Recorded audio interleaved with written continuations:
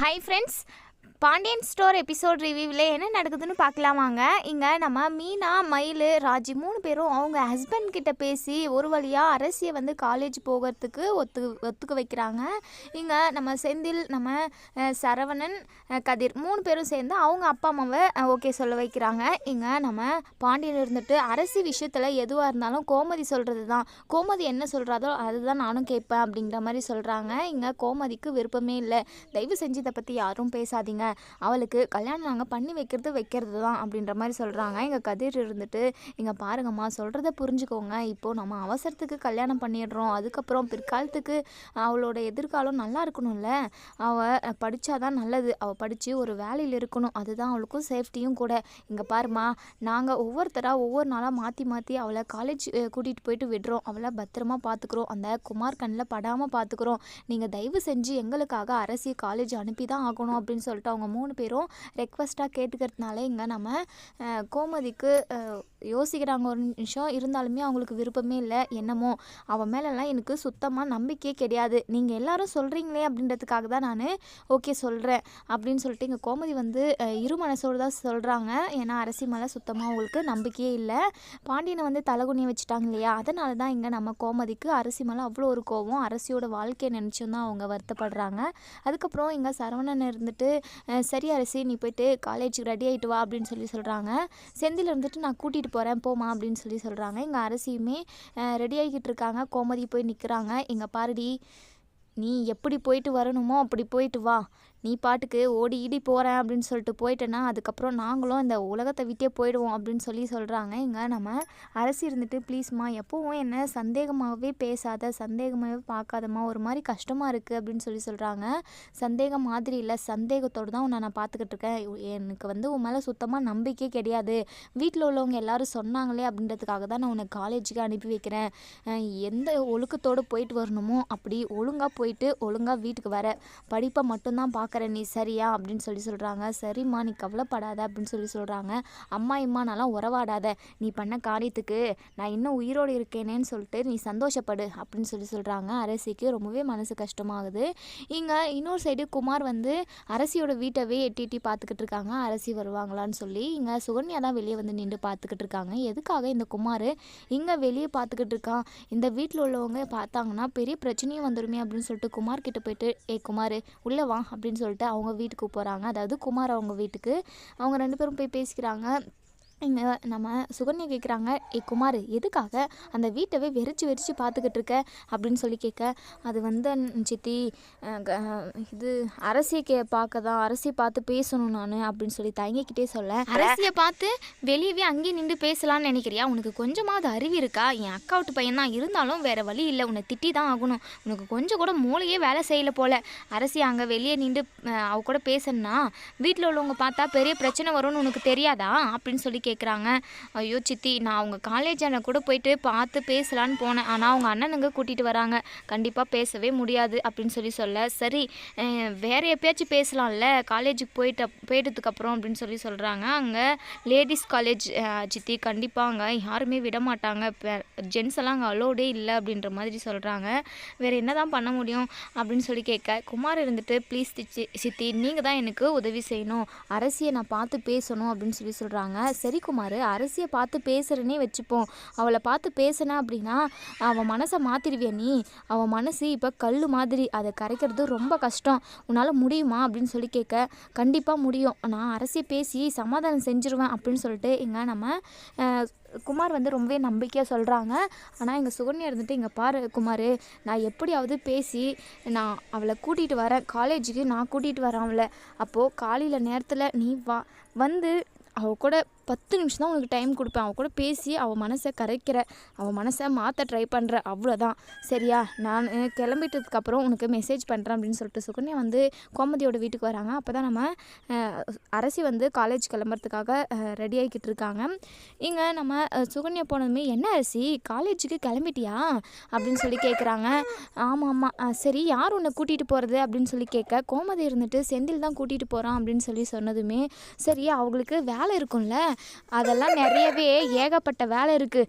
என்ன பண்ணுறது, இந்த மகாராணியை தனியாக அனுப்புனா ஏதாவது ஒரு ஏழரை கூட்டிகிட்டு வராளே, வேலையெல்லாம் கெட்டு அவளை ஒருத்தர் கூட்டிகிட்டு போகணும், வேறு வழியே இல்லை. இல்லைன்னா இந்த மகாராணிக்கு லவ் வந்துடும்ல, லவ் அப்படின்னு சொல்லிட்டு ஒரு மாதிரி பேசுகிறாங்க. சுகன்யா இருந்துட்டு அவளுக்கு செந்திலுக்கு நிறையவே வேலை இருக்கும்ல, அவர் போயிட்டு வேலையை பார்க்கட்டும், நான் சும்மா தானே இருக்கேன், நான் அரசியை கூட்டிகிட்டு வரேன் அப்படின்னு சொல்கிறாங்க. இங்கே மீனாவுக்கு ஒரு மாதிரி டவுட் வந்துடுது. வேண்டாங்க, நீங்கள் எதுக்காக கூட்டிகிட்டு போகிறீங்க, வேண்டாம் அவரே கூட்டிகிட்டு போயிட்டு விட்டுட்டு வரட்டும் அப்படின்னு சொல்கிறாங்க.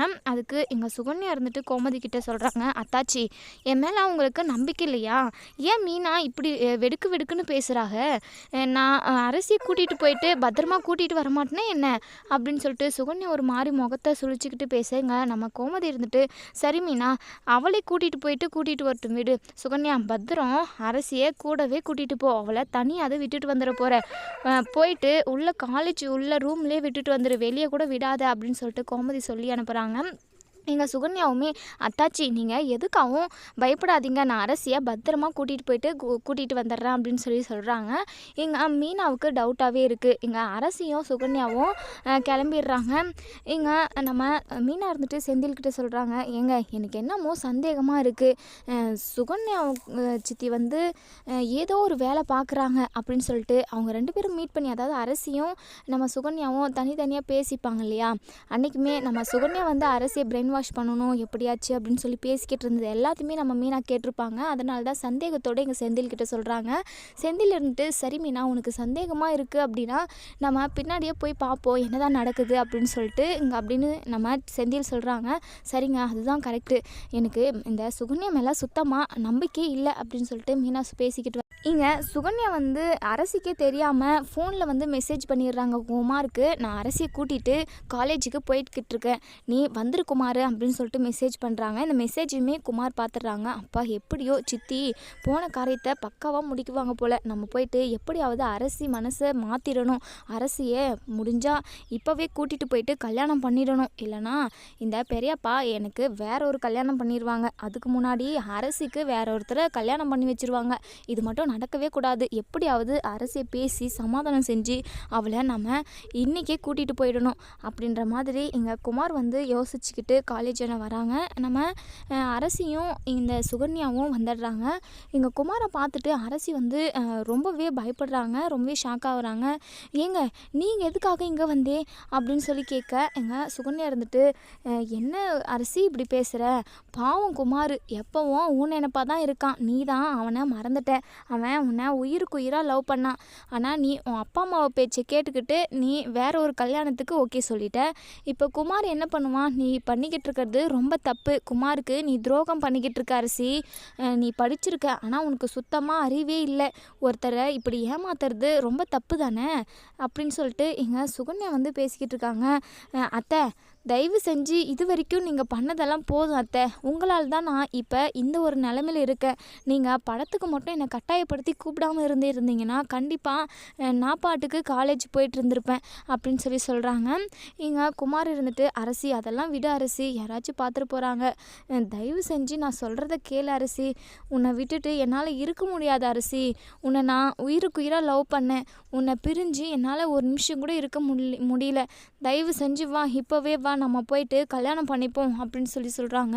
என்னங்க பேசிக்கிட்டு இருக்கீங்க, என் அப்பாவுக்கு நான் வாக்கு கொடுத்துருக்கேன், என் அப்பா மேலே தலை மேலே சத்தியம் வச்சு நான் சொல்லியிருக்கேன், உங்கள் பேச்சை தவிர நானாக எந்த ஒரு முடிவும் எடுக்க மாட்டேன், குமார் பக்கம் திரும்பி கூட பார்க்க மாட்டேன்னு சொல்லியிருக்கேன், தயவு செஞ்சு என் பின்னாடி வர வேலைலாம் வச்சுக்காதீங்க அப்படின்னு சொல்லிட்டு இங்கே அரசி சொல்ல, இங்கே குமார் இருந்துட்டு என்ன அரசி நீ பண்ணுறது உனக்கே நியாயமாக இருக்கா, என்னை நீயும் தானே லவ் பண்ண, இப்படி உன் அப்பா அம்மாவுக்காக என்னை உடனே மறந்துட்டியே அப்படின்னு சொல்கிறாங்க. இங்கே பாருங்கள், நான் உங்களை உண்மையாக தான் லவ் பண்ணேன், ஆனால் என் குடும்பத்துக்கு உங்களை பிடிக்கல, அதுக்காக தான் நான் இப்போ வேற ஒரு முடிவில் இருக்கேன், தயவு செஞ்சு என் பின்னாடி வராதீங்க, எனக்கு அவ்வளோ ஒரு கோபமாக வருது உங்களை பார்த்தா, உங்களுக்கு முன்னாடியே சொன்னேன், நீங்களும் நானும் லவ் பண்ணுறது சரி வராது, ஒத்து வராது, உங்கள் குடும்பத்துக்கும் எங்கள் குடும்பத்துக்கும் 30 வருஷம் பகை இருக்குது, கண்டிப்பாக அது தீராது அப்படின்னு தான் நான் சொன்னேன், ஆனால் நீங்கள் நம்ம கல்யாணத்துக்கு அப்புறம் அதுக்கப்புறம் 2 குடும்பமும் ஒன்று சேர்ந்துரும் அப்படின்னு என்னென்னமோ சொல்லி என் மனசை மாற்றிட்டீங்க.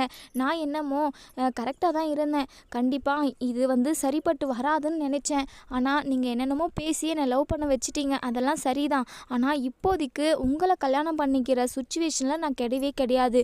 உங்களை பற்றியோ என்னை பற்றியோ யோசிக்கிற நிலைமையில் நான் இல்லவே இல்லை.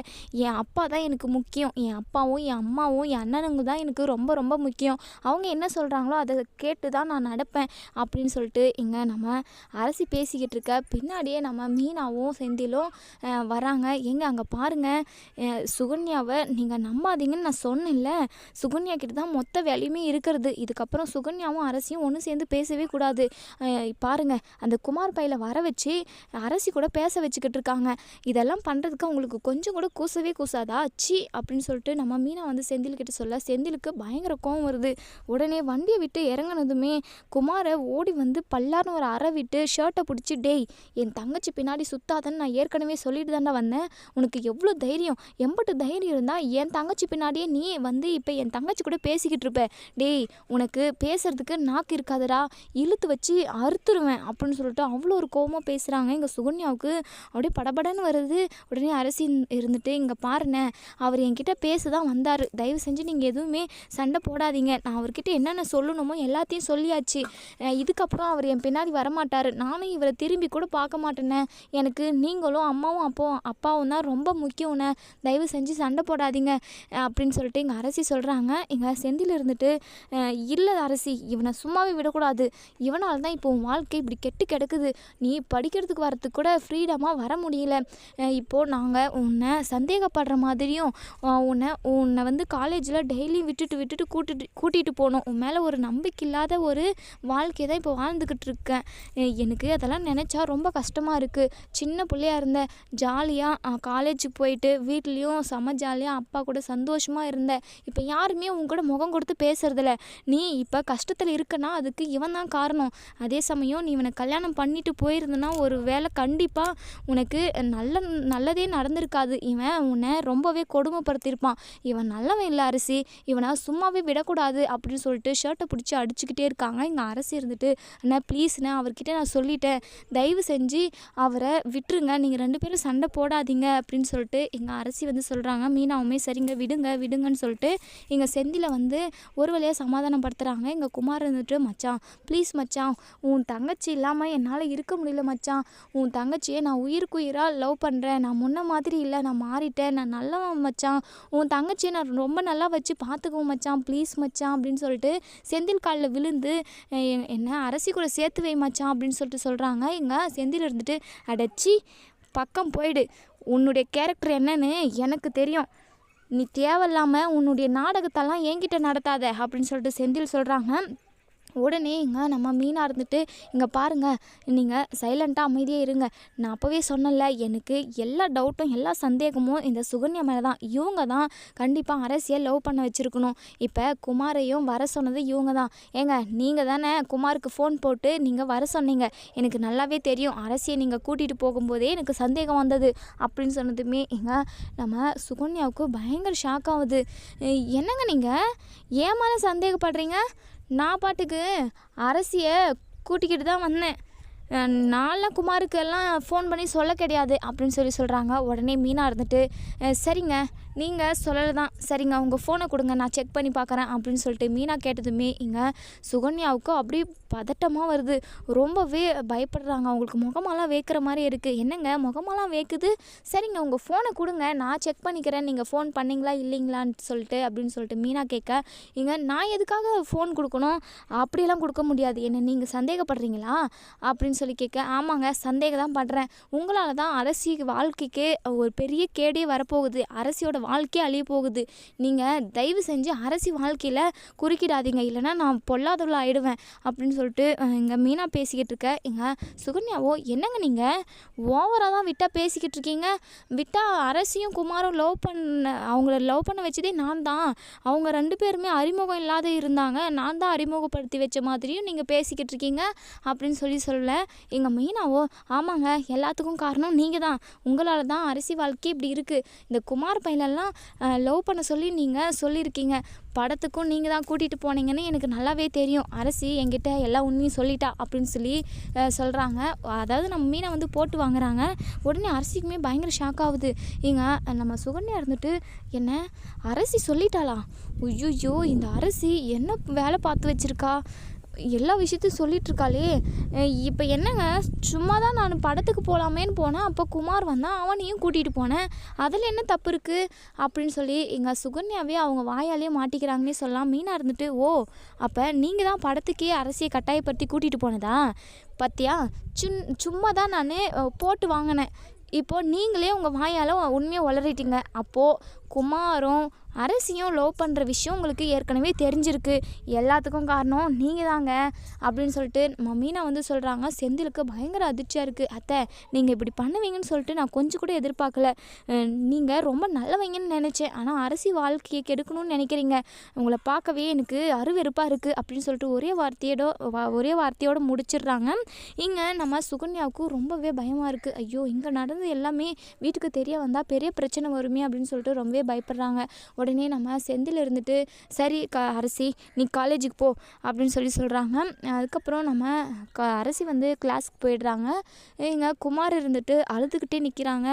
மச்சான் ப்ளீஸ் மச்சான், நீங்கள் நினச்சிங்கன்னா கண்டிப்பாக எனக்கும் அரசிக்கும் கல்யாணம் நடக்கும், நான் அரசியை உண்மையாக தான் மச்சான் லவ் பண்ணேன், அவளை ஏமாற்றணும் அப்படின்ற ஒரு கெட்ட எண்ணத்தோடு நான் சத்தியமாக அவள் கூட பழகலை மச்சான் அப்படின்னு சொல்லிட்டு குமார் வந்து நிறையவே கெஞ்சுறாங்க. டேய், உன்னுடைய புத்தி என்னன்னு எனக்கு தெரியும், நீ எதுவும் என்கிட்ட பேசாத, போயிட்டு உன் வேலையை பாரு அப்படின்னு சொல்லிட்டு போயிடுறாங்க.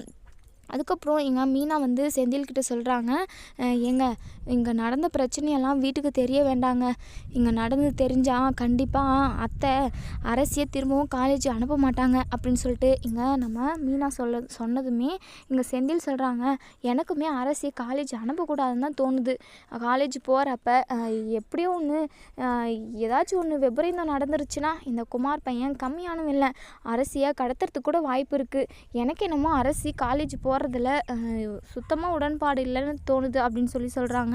மீனாவுக்கு ரொம்பவே ஒரு மாதிரி கஷ்டமாக இருக்குது. அரசி படிக்கட்டுங்க, நீங்களே இப்படி சொன்னால் எப்படி, இப்போ நடந்த பிரச்சனையை தயவு செஞ்சு மறந்துடுங்க அப்படின்னு சொல்லிட்டு நம்ம மீனா சொல்கிறாங்க. சரி இந்த பிரச்சனை இப்படியே முடியட்டும், ஆனால் இன்னொரு டைம் இப்படி ஒன்று நடந்துச்சுன்னா கண்டிப்பாக நான் அரசியை வந்து காலேஜுக்கு அனுப்ப மாட்டேன் மீனா, இதே லாஸ்ட் டைமாக இருக்கணும், இதுக்கப்புறம் இப்படி ஒரு பிரச்சனை வரவே கூடாது, இந்த குமாருக்கு நான் ஒரு முடிவு கட்டுறேன் அப்படின்னு சொல்லிட்டு செந்தில் சொல்கிறாங்க. என்னங்க என்ன பண்ண போகிறீங்க, வீட்டில் மட்டும் சொல்லிடாதீங்க அப்படின்னு சொல்ல, கண்டிப்பாக நான் வீட்டில் சொல்ல மாட்டேன் மீனா, இந்த குமாருக்கு என்ன பண்ணணுமோ அதை நான் பண்ணுறேன், நீ சைலண்ட்டாக வா அப்படின்னு சொல்கிறாங்க. அதுக்கப்புறம் யாருக்குமே தெரியாமல் நம்ம செந்தில் போயிட்டு முத்துவேல்கிட்ட சொல்கிறாங்க, நீங்கள் தானே சொன்னீங்க இந்த குமாரால் அரசிக்கு எந்த ஒரு பிரச்சனையும் வராது, எந்த ஒரு தொந்தரவும் வராது, நீங்கள் பார்த்துக்கிறதா தானே அம்மாவுக்கு வாக்கு கொடுத்தீங்க, அப்புறம் எப்படிங்க குமார் இன்றைக்கி வந்து காலேஜில் அரசி கூட பேசிக்கிட்டு இருக்கான், நான் உண்டு இல்லைன்னு பண்ணிட்டு இருப்பேன், ஆனால் நீங்கள் வாக்கு கொடுத்துருக்கீங்க, உங்கள் வார்த்தையை நம்பி தான் நான் அவனை எதுவும் செய்யாமல் விட்டுருக்கேன், இதுக்கப்புறம் அந்த குமார் பையன் அரசி பக்கம் திரும்பி பார்க்கக்கூடாதுங்க அப்படின்னு சொல்லிட்டு நம்ம செந்தில் வந்துடுறாங்க. இதை தெரிஞ்சுக்கிட்ட நம்ம முத்துவேலுக்கு பயங்கர ஷாக்கிங்காக இருக்குது. அதே சமயம் குமார் மேலே அவ்வளோ ஒரு கோவம் வருது. நான் சொல்லியுமே இந்த குமார் அரசியை பார்த்து பேச போய்க்கிறானா, வரட்டும் அவன் அப்படின்னு சொல்லிட்டு முத்துவேல் வந்து குமார் வரட்டும் அப்படின்றதுக்காக வீட்டில் வெயிட் பண்ணிக்கிட்டு இருக்காங்க. அப்போ தான் சக்திவேல் வந்து எங்கேயோ போயிருந்து வராங்க, குமாருமே வராங்க. இவங்க 2 பேரும் உள்ளே வந்ததுமே நம்ம முத்துவேல் வந்து குமாரை கேட்குறாங்க, டேய் எங்கடா போயிட்டு வர அப்படின்னு சொல்லி கேட்க, சும்மா தான் பெரியப்பா ஃப்ரெண்டை பார்த்துட்டு வரேன் அப்படின்னு சொல்கிறாங்க. ஃப்ரெண்டை பார்த்துட்டு வந்தியா இல்லை அரசியை பார்த்துட்டு வந்தியா அப்படின்னு சொன்னதுமே குமார் வந்து பயங்கர அதிர்ச்சி அடைகிறாங்க. உடனே அது வந்து பெரியப்பா, அது வந்து இல்லை பெரியப்பா, அரசியை நான் உண்மையாகவே லவ் பண்ணேன், அவள் இல்லாமல் என்னால் இருக்க முடியாது பெரியப்பா, எனக்கு வேறு ஒரு பொண்ணெல்லாம் வேண்டாம், எனக்கு அரசியவே கல்யாணம் பண்ணி வச்சுருங்க பெரியப்பா அப்படின்னு சொன்னதுமே நம்ம முத்துவேலுக்கு பயங்கர கோவம் வருது. 30 வருஷ பகடா, அந்த ராஜி பண்ண அதே வேலையை நீயும் செய்யலான்னு இருக்கியா, அப்படியே நீ அரசியை உண்மையாக லவ் பண்ணாலுமே பரவாயில்லையே, உன்னுடைய புத்தி எனக்கு தெரியாதா, அவங்க குடும்பத்தை பழி வாங்கணும் அப்படின்ற எண்ணத்தில் தான் நீ அந்த அரசி பொண்ணை காதலிச்சிருக்கணும், எனக்கு நல்லாவே தெரியும். உண்மையாக லவ் பண்ணியிருந்தா கூட பரவாயில்ல, நான் சேர்த்து வைக்கிறதுக்கு தயாராக தான் இருக்கேன். ஆனால் உன் புத்தி என்னன்னு எனக்கு தெரியும். இங்கே பார் குமார், இந்த பெரியப்பனை கொலைகாரனா மாற்றாத.